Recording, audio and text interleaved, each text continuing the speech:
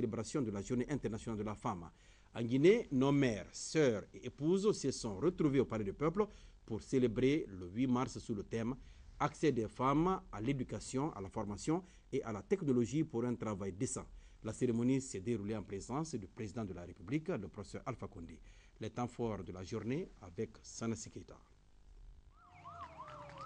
Démonstrations sur moto, parade des femmes militaires et autres défilés. Tout y est pour célébrer avec faste, ici sur l'esplanade du Palais du Peuple, la Journée mondiale de la femme, séjour 8 mars 2011.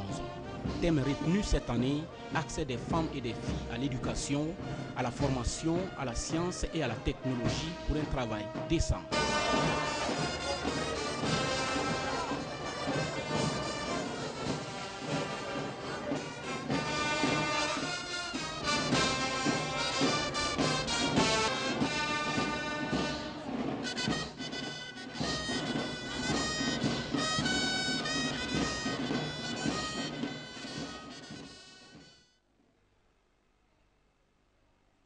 Le chef de l'État, en compagnie de son épouse et du Premier ministre, chef du gouvernement, a donc passé en revue les troupes de démonstration pour conférer à l'événement toute son importance.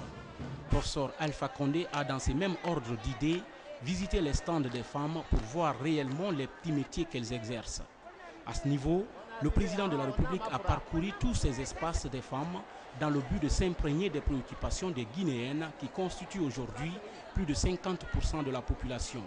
C'est pourquoi elles sont venues nombreuses dans cette grande salle du Palais du Peuple mettre cette fête à profit pour exposer leurs problèmes en vue de l'avènement d'une Guinée libérée de toute forme de discrimination et d'injustice basée sur le genre. L'événement a enregistré la présence des membres du gouvernement, des présidents d'institutions républicaines, du corps diplomatique et consulaire accrédités dans notre pays, ainsi que des responsables des forces de défense et de sécurité. Devant ces parterres de personnalités, l'honneur est revenu à la ministre d'État chargée des Affaires sociales, de la promotion féminine et de l'enfance de s'adresser à ce public au nom des femmes en ces termes. Excellence, Monsieur le Président, distingués invités, les femmes de Guinée, à l'instar de celles des autres nations, aspirent toutes à la paix, au bien-être, à la justice sociale et à l'égalité. Ces vertus, Monsieur le Président, sont bel et bien inscrites en lettres d'or dans le programme de société que vous ambitionnez pour le peuple de Guinée. Vous en conviendrez donc que ce n'est nullement une surprise pour nous, femmes de Guinée, qu'à la suite du plaidoyer fait au déjeuner débat auquel vous nous avez conviés le 6 mars 2011, vous avez pris l'engagement ferme d'apporter des solutions idoines aux nombreux problèmes auxquels vos braves citoyennes sont quotidiennement confrontées dans la mise en œuvre de leurs activités de développement économique et social. En annonçant la mise en place d'un fonds de solidarité à hauteur de 20 milliards de francs guinéens en faveur des femmes pour la réalisation des projets initiés par et pour elles, vous faites preuve, Excellence, Monsieur le Président, d'une volonté politique indispensable au raffermissement du partenariat fructueux que nous entretenons avec nos nombreux partenaires techniques et financiers. La célébration du 8 mars, Journée internationale de la femme, consacre de façon universelle la volonté des femmes à vivre dans la paix, dans l'égalité et la justice sociale qui constituent depuis l'aube des temps les fondements inaliénables des droits humains. À cet effet, le président de la République a rassuré aux femmes de Guinée qui constituent pour lui, au même titre que la jeunesse guinéenne, le fer de lance de son combat quotidien pour l'avènement d'une Guinée forte, unie et prospère. C'est pourquoi, dit-il, nous clamons ici haut et fort que vos sollicitudes sont et demeurent pour nous des priorités auxquelles nous accorderons toutes les attentions requises.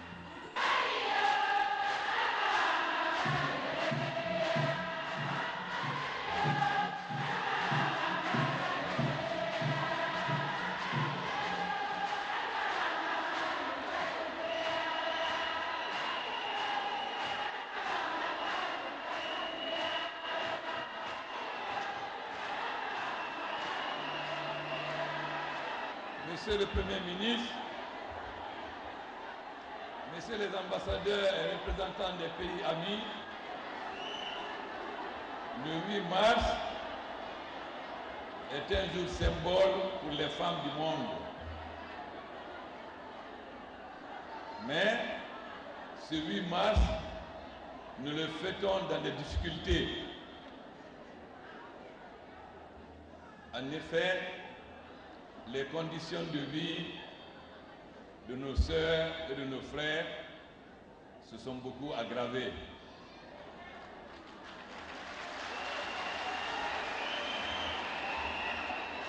Mais nous avons préféré choisir la voie du courage et du patriotisme. Parce que, comme je vous ai dit, il y a deux façons de soigner la maladie.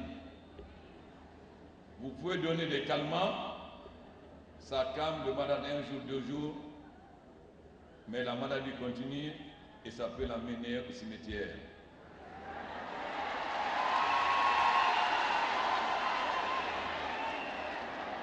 Alors, quand vous êtes un bon médecin, vous devez avoir le courage de dire au malade, voilà ta maladie, voilà le médicament qu'il faut, mais ça prendra du temps pour te guérir.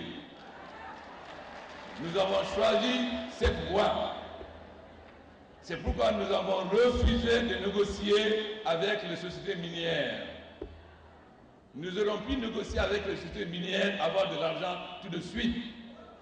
Mais c'était des contrats léonins qui étaient faits contre les intérêts du peuple de Guinée.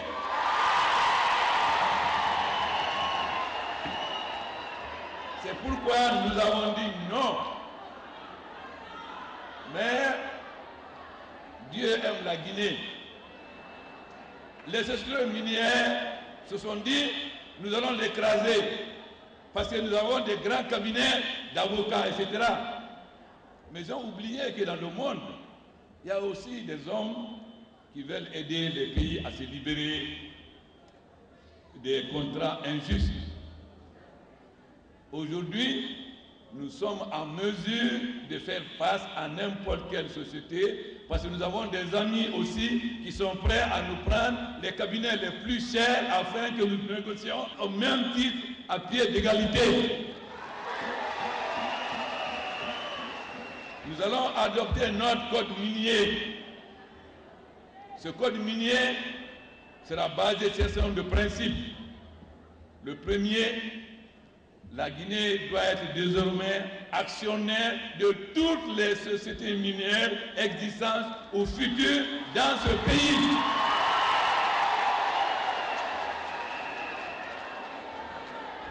Le deuxième principe, nous allons commercialiser une partie des minerais. Si quelqu'un produit 15 millions de tonnes, alors il commercialisera 10 millions, la Guinée commercialisera 5 millions afin que nous ayons les avantages qu'on trouve sur le marché international, non plus qu'on nous donne des miettes.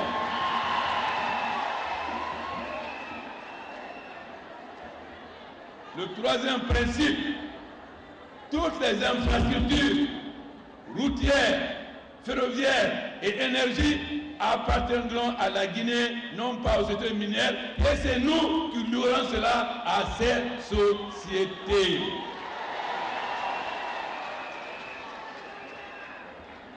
Le quatrième principe, toute société minière qui viendra pour exploiter la Guinée doit nous faire un programme.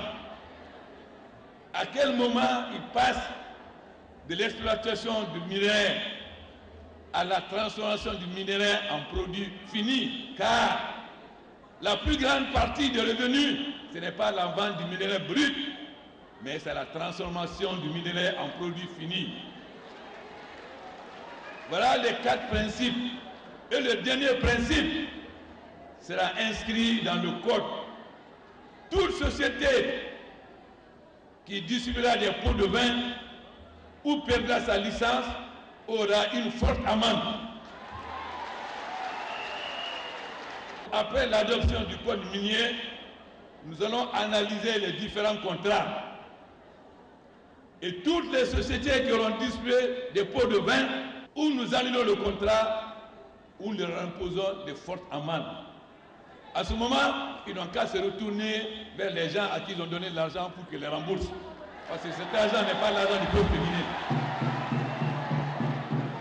Alors, je sais que les femmes guinéennes accepteront de souffrir avec nous quelque temps afin que nous soyons guéris de cette maladie qui nous ronge depuis des années. Ceux qui sont en train de pousser, de monter les prix du riz, de la farine, de l'huile,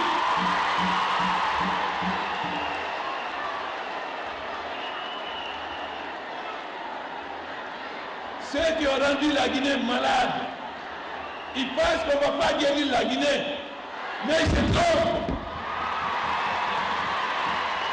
Ils se trompent. Nous allons reprendre tous les magasins de l'État. Et nous allons permettre aux femmes de commercialiser elles-mêmes et le riz et le pain dans ces magasins d'État.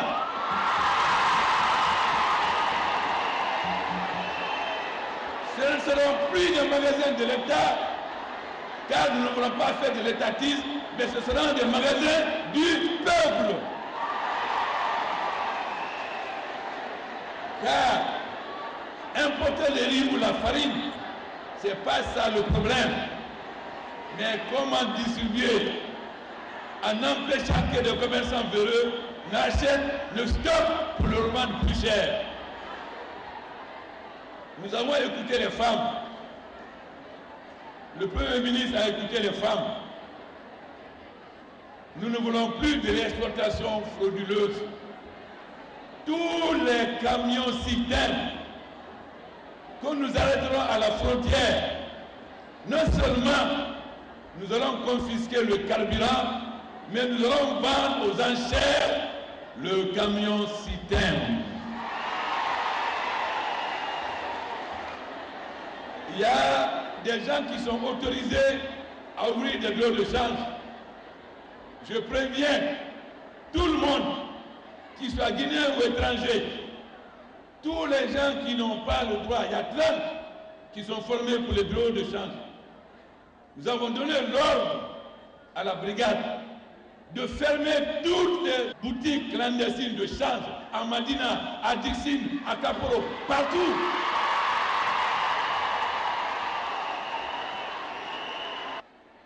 Alors, Wodara, il a dit Bamba, Fara Oulmane Sidi, Anake Oulmane Ati, Anati, Anyana for Dondoroti, Anyana for Dondoroti, Fia Belaraso, Kene, Ambuma, Ima Belaraso Masano, Atana Belaraso, Obaram Bamba, Obaram Belaraso, Alati, Abubu Mantana Famo Belaraso de. Le choix politique du président Alpha Condé est bien clair. Mettre au centre de ses préoccupations le bien-être de tous les Guinéens, hommes et femmes qui aspirent depuis longtemps à la paix, au progrès social et économique, à l'instar de toutes les autres nations éprises de liberté. Le professeur Alpha Condé a en substance donné l'assurance aux femmes de Guinée de répondre à leurs aspirations, notamment le respect de leurs droits à l'éducation, à la santé, à l'emploi et à l'autonomisation économique. Toutes choses qui feront d'elles des actrices incontournables du développement socio-économique de notre pays. Et puis la session ordinaire du Conseil interministériel s'est tenue ce jour, mardi 8 mars 2011, de 14h à 19h sous la présidence de son Excellence M. Mohamed Saïd Fofana, Premier ministre, chef du gouvernement, autour d'un ordre du jour dont l'essentiel portait sur les comptes rendus relatifs au niveau d'exécution